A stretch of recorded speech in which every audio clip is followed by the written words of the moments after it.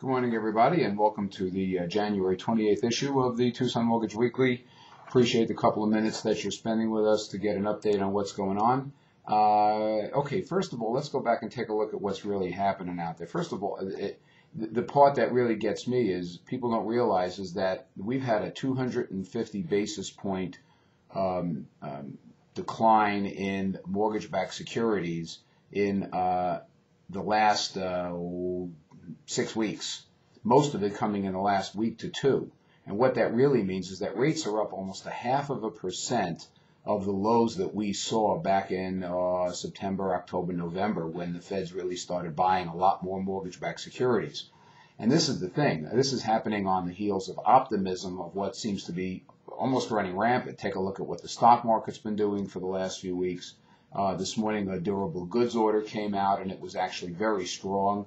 Durable goods is obviously signs that the economy is beginning to strengthen.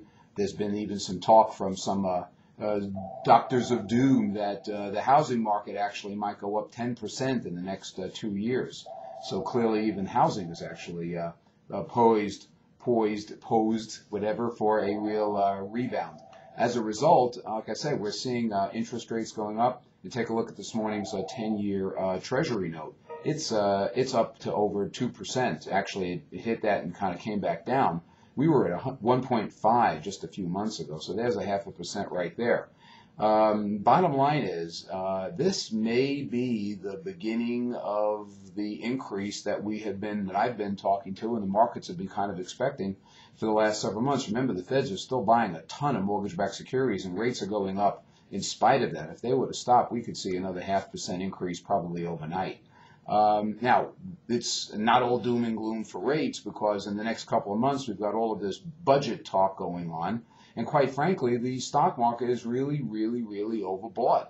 It can't go up like stratospheric like a missile. It has to actually take a pause, and at that point in time, we could see some recovering and reduction in rates.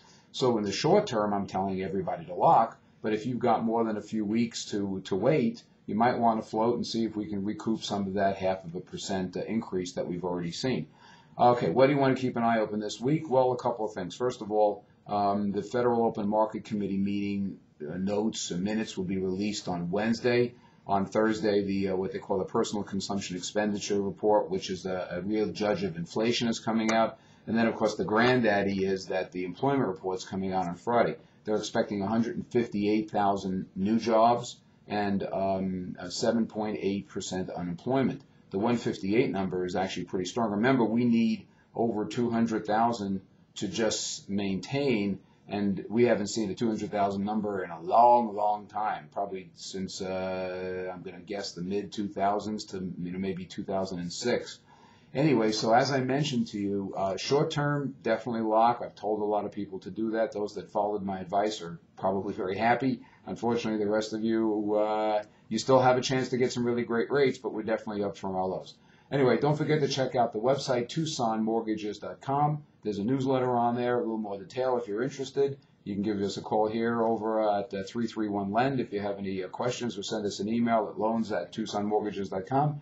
I appreciate you tuning in, and I wish you a great week. Bye-bye.